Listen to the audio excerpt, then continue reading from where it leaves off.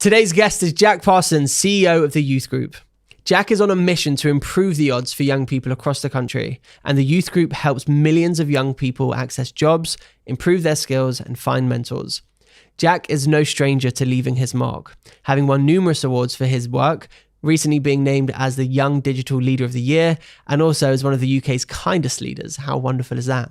So, without further ado, Jack Parsons. I believe that it's not important to have role models, but real models.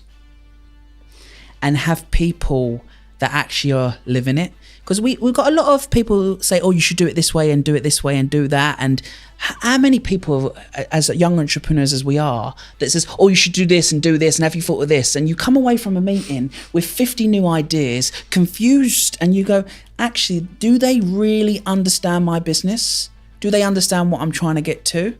So you have to be selective. So I'm a big believer on real models, people that are doing it. Mm-hmm. It's like, I won't have anyone give me advice who's not built a £100 million business.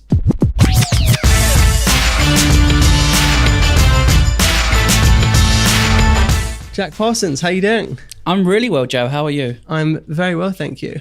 So I want to start off the podcast with a question about your day. So what does a day in the life of Jack Parsons look like? A day in the life of Jack Parsons is very different compared to what day you're asking me. Without fail, it starts with an English breakfast tea. So I will try and start around 7:30 every day. And I know there's loads of things online that you should get up at 5 a.m. and get out of bed and run and then swim. I don't believe that. I think you do what suits you and what suits your mental health. So my day starts with a tea. Firstly, it's catching up with my assistant. What is on the agenda today? What can be knocked off? We knock things off. You know, when you get a bit happy and you get that high and you go, yeah, I'll meet that person. I'll do that. I'll do this. And then you get to the day and you're like, oh, I don't think that should be in the schedule today because we've got A, B, C to do. So it'll start with my assistant, Oliver, who comes with me everywhere and he just keeps my life in check. And then the morning is all around internal. So I call it MI5. So all the stuff that happens internally. What fires do we have to put out? Any startup founder that says that everything is running perfect, culture is perfect, is absolutely fibbing. Nothing's ever perfect. Everything needs to kind of be adapted and changed, even when your business gets to a certain stage. So internal MI5 meetings, and then around 11 o'clock it will go. Another English breakfast tea will probably be on the agenda by then, and then it goes very external. And I do several things. So I run the youth group, which I'm sure we'll talk about in the moment, but I'm also a special advisor to a number of individuals, so including the New Zealand Prime Minister and the government over there, to this UK government, to I sit on the Inclusion and Diversity Board of Co-op group, which is 70,000 staff. How can we be more diverse? How can we bring more inclusion into the organisation? And then I'm also a non-exec director of Association of Apprentices, and a few other things that I don't publicly announce and that I advise behind the scene businesses that are looking to grow and become more digital. So that's what a day looks like. In the schedule, we do things in 27-minute slots, 27 to 30 minutes, and that starts from 7:30 all the way to about 10:30 p.m. Wow. Do you have a famous kind of cut-off line when you've reached that 27th minute? You're like, see ya. Ollie will come in very nicely and go, Jack, your next meeting's here. Right. So it's done. Lovely. And so how do you manage all of that? Honestly, I don't always. And we're human, aren't we? Where sometimes things get overwhelming. Sometimes you walk into a room and you think to yourself, I shouldn't be in this room.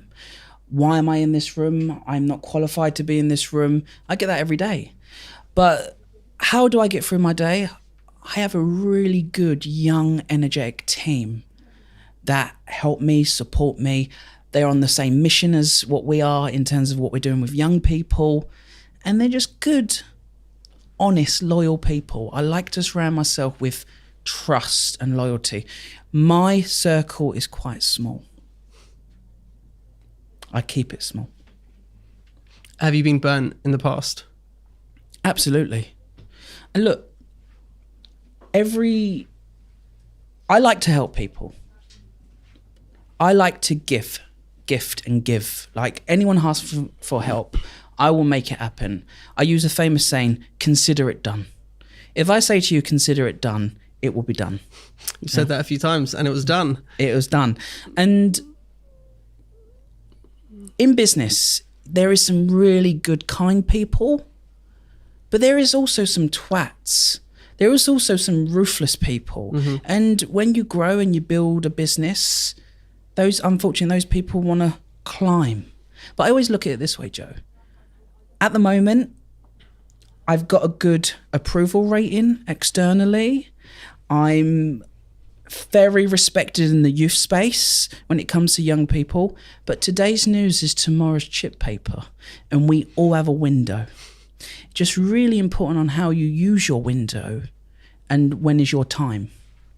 So I want to unpack some of the kind of the not so fun parts of running a business. If you say you've been burnt a couple of times, that was something that when I started the business, I was super vigilant of. I was like, okay, who's going to screw me over? And then I realized consistently that it just wasn't happening.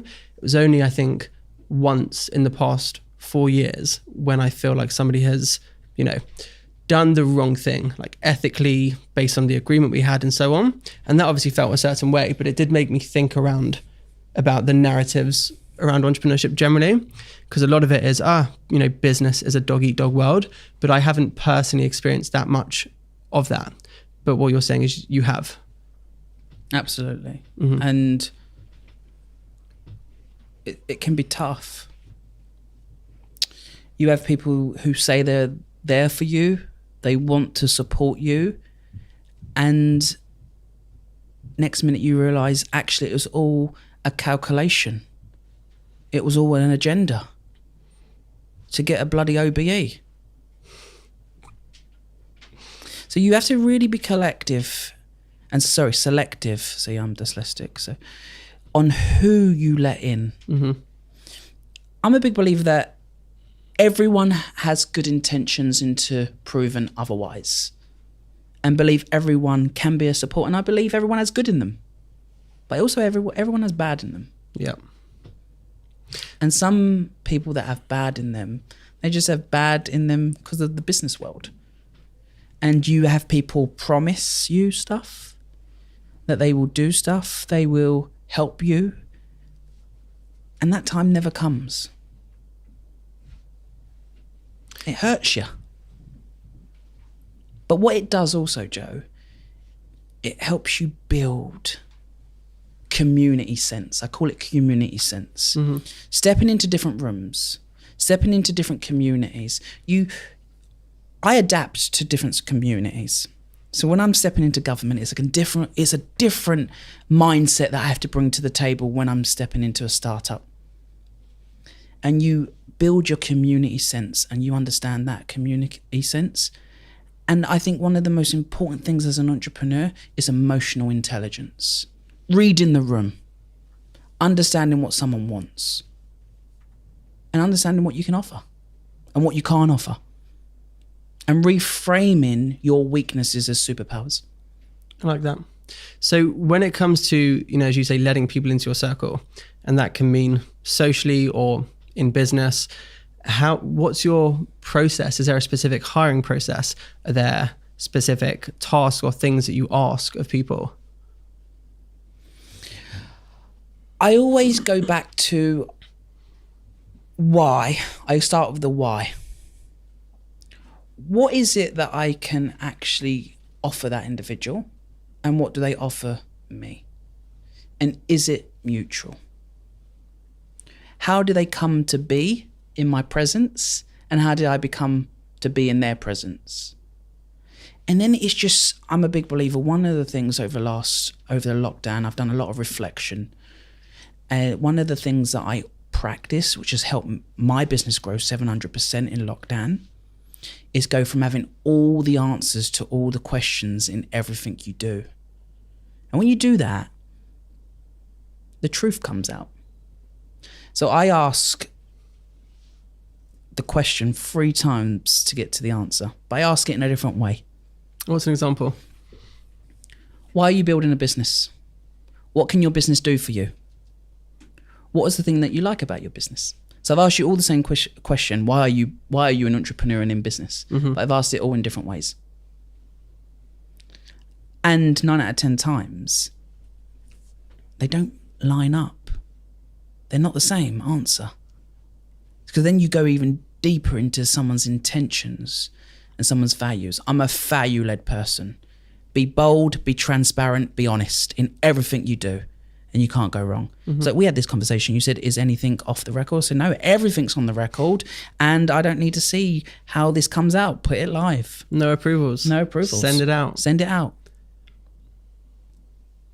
So let's go all the way back to upbringing. You know, what is your story? How did you become the person you are now? Only at the start of the lockdown, I believe I realised that my upbringing had a lot to do with who I've become and who I will continue to become, because I think we always evolve and adapt. I grew up in a council estate. Mum was an alcoholic. She was only ever in 3 moods: drunk, violent, or asleep. That was tough, Joe. That does something to your mind. I never believed in life that I've ever been loved. And that's why I give so much love to everyone else. And this is why I have set myself on this mission to help young people across our country. I do it because I care. And growing up and not feeling loved makes you a bit lost, a bit lonely, a bit confused on, is there a future? Should I be in this world? And I just wanted to get away from the smell of alcohol, the damp council estate apartment that we lived in. And my runaway was school. But unfortunately, in school, I was bullied. I was bullied until year 9. It was tough. My story's not unique, but to me, it was personal. And I got a little bit stronger, a little bit older, and I took out a paper round. And the paper round paid me 15 quid a week. And at the time, I didn't know I was investing it, but I invested it in judo lessons. And I walked in to this judo club, and I thought in my mind, I'm going to get bullied here. It's going to happen again. And I didn't get bullied. Because like everyone else, I paid my 15 quid to get into the room. I paid my worth to get into that room. And when you're sinking, you learn to swim. And I became a black belt very quickly. And in judo, they teach you the difference between ego and arrogance and confidence. Knowing yourself, being self-aware, knowing what's right, what's not right, when you're at your depth, when you're not at your depth. And I think those fundamental skills has helped me today. The bullying stopped. I moved in with my dad. I got myself an apprenticeship and I entered the world of work. So there's a little bit about my upbringing and how it all kind of shaped me where I am today. And I tell you, I wake up every morning and I never want anyone, regardless age, but especially young people, to ever feel lost, lonely, and not loved. I think a lot of people listening will resonate with some of that, you know, a lot of it. And, you know, specifically what you said about it being personal, like your story is not unique, but it felt personal, and it was personal. And that's how it feels for tens of thousands, millions of people. So I think it's brilliant that you're talking about this, you know, in that way. You mentioned your dad, and I think you've spoken before about how he was a bit of an inspiration and he almost put you on the track of like being a go-getter in life. So, you know, how important is it to have a role model like that at an early age? I believe that it's not important to have role models, but real models. And have people that actually are living it. Because we've got a lot of people who say, oh, you should do it this way and do it this way and do that. And how many people, as young entrepreneurs as we are, that says, oh, you should do this and have you thought of this? And you come away from a meeting with 50 new ideas, confused, and you go, actually, do they really understand my business? Do they understand what I'm trying to get to? So you have to be selective. So I'm a big believer on real models, people that are doing it. Mm-hmm. It's like, I won't have anyone give me advice who's not built a £100 million business. What's the point? On how to build a business to 100 million, because that's the road we're on at the moment. Do you take bits of, compassion or bits of leadership or bits of, qualities that you admire in other people, even though they haven't done the specific thing that you're trying to do? Oh, look, everyone can add value. Mm-hmm. If you think you're the smartest person in the room, you're not. Trust me. Someone always knows something that you can learn from. But what it is put your egos to one side. We all get it, yeah? Put your ego to one side and actually say, maybe I'm too close to that elephant. Maybe all I'm seeing is grey. Maybe this person can help me come away from the elephant to see all the perspectives. Yep. And you can learn from every single person, even when you don't think you are learning. And I'm a big believer on that. We all have superpowers. We all have something we can give. And of course, I've been in rooms and I've been inspired most of the times by the individual who I wouldn't thought would inspire me. Mm-hmm. I've also been in rooms where you go into a room and you've got to go through security and there's bodyguards and there's all these people around you, and you go in and you meet this individual and you're so unimpressed. And you think to yourself, why did I just get myself worked up? And obviously they've done really well to get where they are. Mm-hmm. So just be surprised who impresses you, because sometimes it'll be the old lady at the bus stop. Yeah, I like that. That's really nice. So in terms of role models, real models, mentors, that whole world of people who are doing it and you want to learn from, what is your advice on finding somebody like that? Because you have mentors and you have real models, but you're also a mentor and real model to a lot of people. And those aren't just relationships at scale. Those are one-to-one relationships that you have and you keep. So how do you start? Where do you start? I believe that people overcomplicate mentoring. Mm-hmm. They treat it too much like dating. You don't know who you're going to meet and where you're going to meet them. You really don't. For instance, when we first met, you came to one of our mentoring festivals and met your good mentor, Craig Fenton, at Google. And you've gone on and had a brilliant relationship with Craig and do a number of things from what I can see online. And you'd be surprised who becomes your mentor and when they become your mentor. Mm. So don't over-engineer it. Don't overthink it. And I'm also a big believer in micro-mentoring. Someone might mentor you for 5 minutes and you might never speak to them again. And that's okay as well. Mentoring doesn't have to be long-term.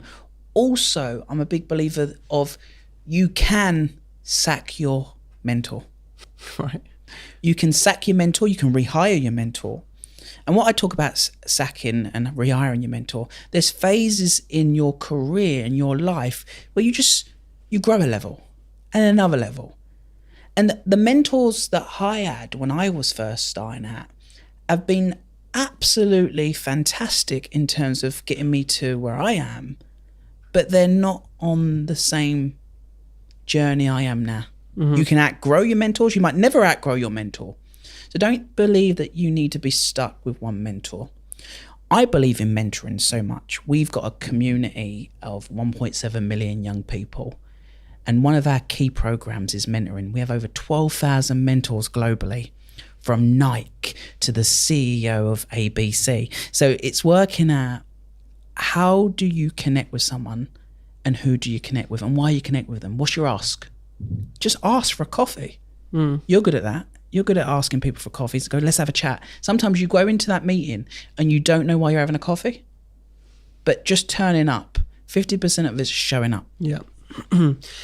This whole conversation around mentors reminds me of a time when I was at school. So I was probably like 15, 16, and I was seeing all this stuff online about business and career and self-improvement. And a really big thing was, show me your friends and I'll show you your future. And I got it. I got what it was saying, you know, positive influences, surrounding yourself with the right kind of people. But at the time, it just never made sense, because I was like, okay, well, I go to school. There's a certain amount of people in school. Yeah, there are separate cliques, but how can I actually find a new group of friends? And it was only recently, and this links to what you're saying on micro mentoring. It was only recently I realized that a lot of my support comes from a 30-second voice note over WhatsApp that I send to, you know, Tim Armu or Joe Cool or Carrie Rose. And then we have a brief chat for a few minutes, and then we don't speak again for a few weeks or even a few months. But I know mentally that they are in my kind of like sphere of positive influence. They are doing the things that I also want to do. There's so much that we can discuss and learn from each other. And so my understanding of this has very much gone from, okay, you need to surround yourself with these people every day, to actually, it's okay to have them, you know, around in the ether kind of thing. Would you agree with that? Absolutely. And sometimes it's just asking those individuals how they see it. And not enough people, when a team member, and no one works for me, everyone works with me. When a team member comes in and they say, and I'm saying, look, I want to do this, what do you think? I always ask them how they see it, because you get a more honest answer. I'm not asking for what's the right answer. I'm not asking, and when you say opinion, they believe that you want them to hear what you want them to you want to hear. Mm-hmm. But when you ask someone, how do you actually see this? You get a raw answer. And that's the same with micro-mentoring. It's asking those people around you how they see the situation that you're currently in. Yeah. And how would they tackle it? Yeah, again, going from having all the answers to all the questions in everything you do. Mm-hmm. So let's talk about the youth group. What is the story? Where does that even start? I don't believe enough is being done for our youth across the country. Now that isn't me claiming that nothing's being done, because there's a lot of good being done, but not enough. So I wanted to create a group that had the social impact at the forefront, but the commercial engine at the back. Because I'm not a big believer on parachute projects. What's a parachute project? A project that will go in. The government's got a strategy at the moment about the levelling up strategy, mm-hmm. where it wants to level up the country because everything's been hashtag just London. Yeah. And they'll go and, not the government, at the moment they're trying to level it up. But a company or a project will go into an area, a town, and they'll say, we're here to save you. Right. We're here to help everyone in this area manage their mental health. A bus will come through, a few flags, and then 2 weeks later they go back to their everyday in their Eiffel Towers in London. That is a parachute project. That's something that's not sustainable. That's something that's actually worsening young people's hopes, because you're building it up saying we're here, and then you're disappearing. So what we've built, and we are building, because I believe when you're an entrepreneur, you're always building, you're never done. And if you are, exit, is we're building an ecosystem of product and brand for our large community. Now, what people don't know is that we own over 200 Facebook groups with about 6,000 young people in each one. Black girls who can code, young entrepreneurs. And we've built this ecosystem of 1.7 million young people in our CRM, our HubSpot. And we have over 25 million insights on our community. And we focus on stage, not age. Where is a young person at the stage of their life? We also work with 700 corporate partners, and they all pay a monthly subscription to access our youth.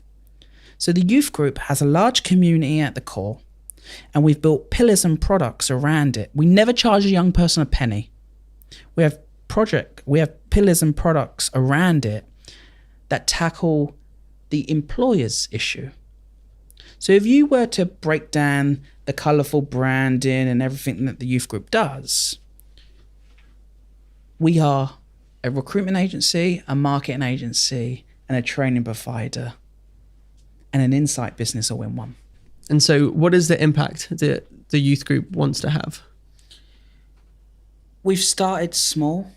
So we've helped over 90,000 young people get into work. We've had over 19,000 young people do a mentoring session. It's not enough, Joe. We want to build a global organisation.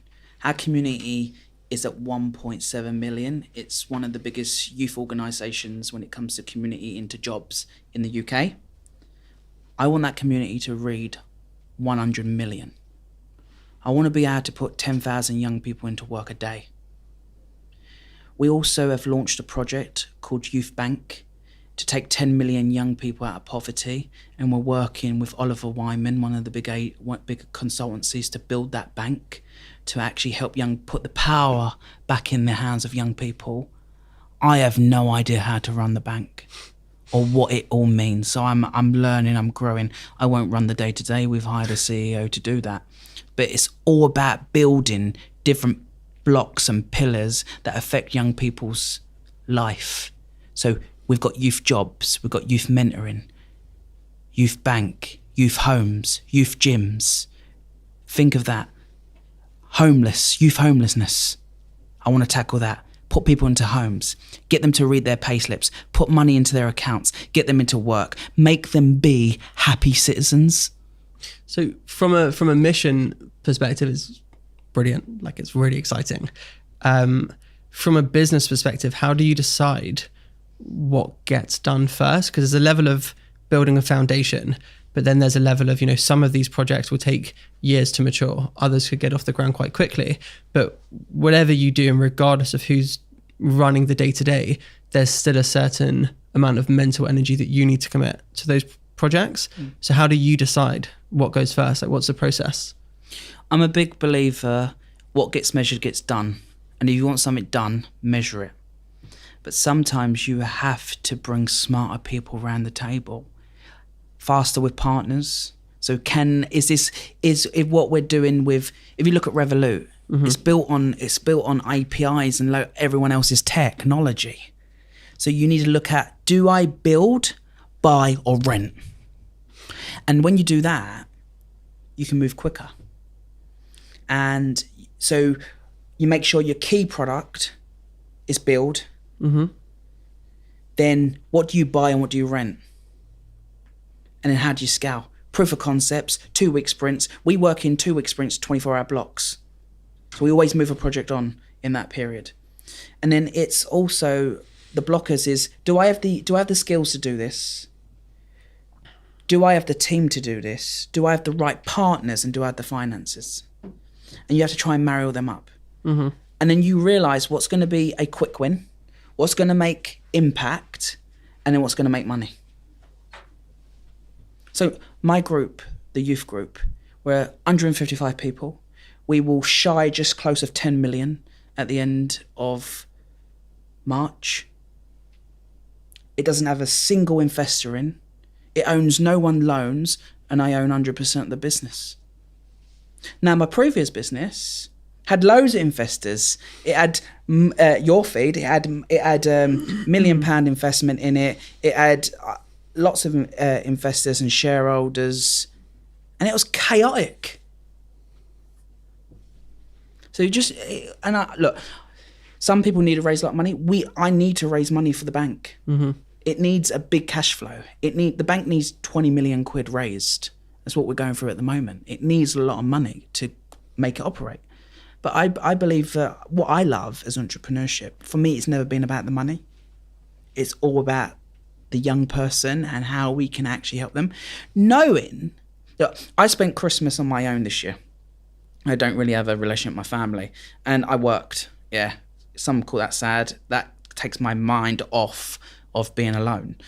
And I sat there and I thought to myself, There's 90,000 young people who can buy a loved one a present this year because the youth group played a small part, and it is a small part, yeah, because they have to turn up to the interview, they have to do all the work. It's not just, I'm not saying we literally fly in people into work, even though sometimes we do knock down barriers and take away the CV and tell corporates that they have to kind of do A, B, and C.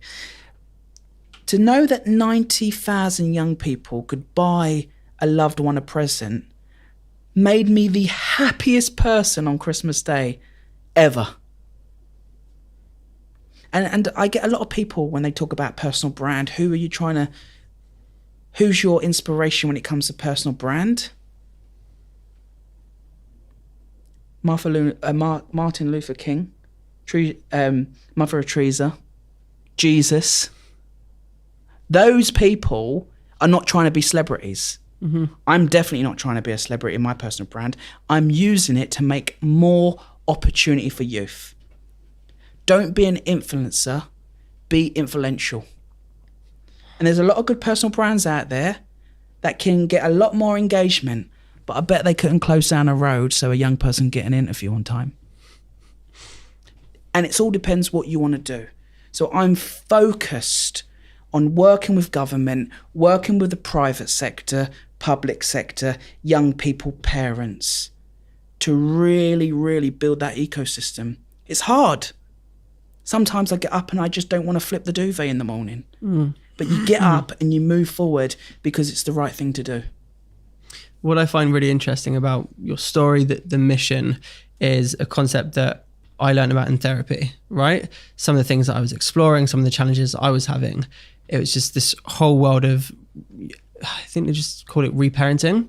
So it's almost speaking to your younger self and experiencing what your younger self experienced, and then essentially how that manifests itself in your later life and how it very much informs how you think, how you speak to people, the things that you enjoy. And I saw a lot of that in my business and the things that I enjoy.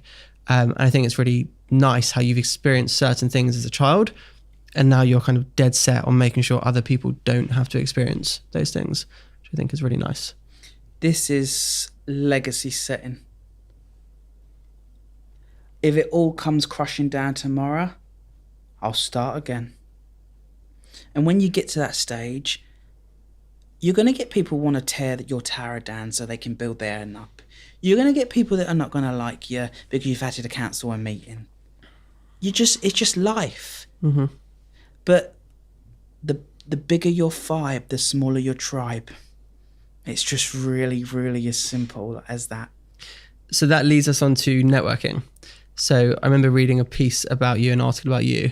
I think the title was The Most Connected Entrepreneur in Europe. So take the fact that you've got a video series with Rishi Sunak, the CEO of Co-op, and a ton of other huge names. Like, what is the story there? How do you network? What is your advice for networking? So my community, my tribe is bigger than anyone can imagine. 95% of it I don't showcase online. But what I do is I learn to give, to respect, and to nurture. And those are the three things when you're building a network. You have to respect the people that you're networking with. Respect their time. Respect how you speak to them. Respect how you communicate. So sometimes it's a voice note over WhatsApp. Sometimes people just like to do call because they don't want any digital footprint. So learn to adjust to who you're speaking to. I think you also have to ask for help. There's a lot of individuals out there that want to help, so ask for the help. And you have to be consistent.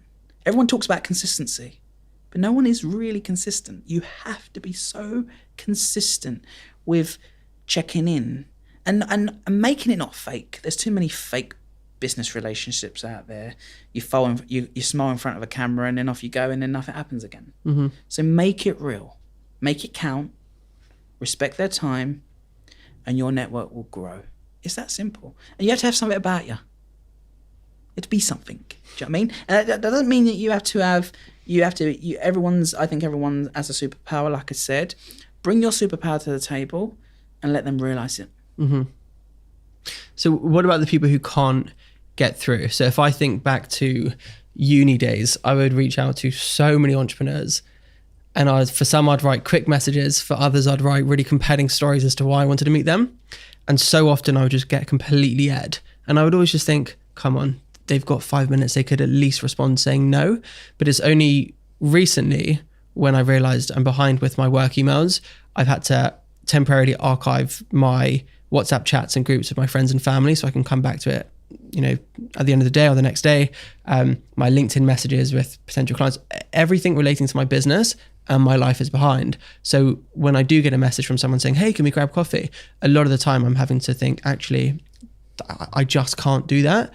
So that kind of closes the loop for me of, geez, why is no one responding to me? To actually, I get why they probably didn't respond and it wasn't personal. But if you put yourself in the shoes of a 20-year-old, perhaps still at uni or maybe not at uni, earlier on in their career, what do they have? How can they reach out to somebody and actually get a response? I think that is a really, really, really good question. And I would be an hypocrite to answer that, Joe. The reason why, it all depends who they're reaching out to and what they're reaching out for. Yeah. I don't believe I can give general advice on that without it being kind of kicking the can down the road, especially if someone's asking for someone for money or asking someone because they need help with something. So I think that is uniquely based on what you're asking for. So I would say to that individual, come up with a one-pager on what do you need and who's got what you need and how do you bridge that in the middle. Asking for someone for a coffee when they're really busy, they probably drink enough coffee, yeah? But sending a 30-second video and saying, reply back to me, even if it's in 2 years' time, I need some of your support on this question. It's a bit more quirky and different, isn't it? Nice. So you have to be a bit different. I would be very, very careful in trying to build your personal brand to become a celebrity as well. A lot of entrepreneurs are building their brands and they're falling into the trap of becoming a celebrity. And I think that's very dangerous. And I'm watching a few that are doing that. And I'm like, build your product, let your product do the talking, look after your team, and don't lose track on why you're an entrepreneur. Because otherwise you'll become everything to everyone and no one to anyone. And no one to yourself. So you need to work out, like, I've been offered to do a couple of TV things recently and I've said no. Big TV shows. Why? Because one's about NFTs and I know nothing about NFTs. I'm not going to try and be the expert. Mm-hmm. The other one would have been good, but am I the right person? There's 300 other people that are better than me who can do it in that space. So it's working out what you say no to as well. Yeah. And if someone says, going back to your question, if someone aired you or they don't come back, wrong time, wrong place. You don't want to meet anyone who doesn't come back, even if it's a no. I love people that come back to me. I still get it now. It's got a lot less, and I'm sure it has for you as well, where the no's are coming less and less. But when I get a no, they go, no, Jack, I'm just really busy. I respect them so much. They've said no. Also, I love people who say no to me. Just gives me one little thing. And then I just ask Rishi or someone to talk to them and then they get the meeting. But who knows that individual? Is there someone in the network who knows them who can introduce you? Do you know where they're speaking at? Could you go and listen in the audience? What could you do? I think there's more you can do. A lot of people give up on the first go. Reach back out. 21 days, isn't it, to break an habit, they say. And I know it's varied based on who you're listening to, but keep reaching out. So my next question is on ego. You've mentioned within the context of building a personal brand, don't try to become a celebrity, which I thought was quite interesting. So my question is, how big is ego for you in terms of decision making? Do you get offered things and then think, okay, is this my ego saying this is a great idea, this is going to make me feel good, look good? Or is this a savvy business decision? Do you go through that thought process? Absolutely. Every single day you have to go through the process. And I think why individuals fall into a trap and go down the wrong road is because they don't actually have any morals or any values. And they will move anything out of their way to get where they want to. But that only lasts so long. And you need to work out cash or crown. Which one do you want? Do you want to become the crown or do you want to become the cash? And when you work that out, you understand what you say yes to and what you don't want to say yes to. Brilliant. So my final question, and we've touched on this briefly already, but this podcast is all around leaving your mark. It's called Stamp Your Mark. So what is the mark that you want to leave on the world? What is your legacy? I've been an entrepreneur for 5 years. I've been invited into rooms and kicked out others. And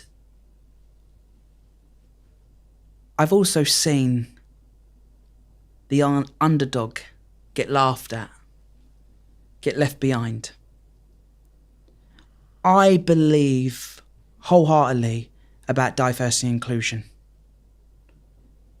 I believe that this is just the beginning this year of Jack Parsons, now I'm skin cancer free, to really, really make a difference. I want to see more women on boards. I want to see more young people raising their voices. I want to see more successes in young entrepreneurs. And I'll be the first person clapping them all. This is the year the legacy starts. What a way to end. Brilliant stuff. Jack Parsons, thank you so much for coming onto the podcast. It's been absolutely wonderful. Thank you, Joe. Boom.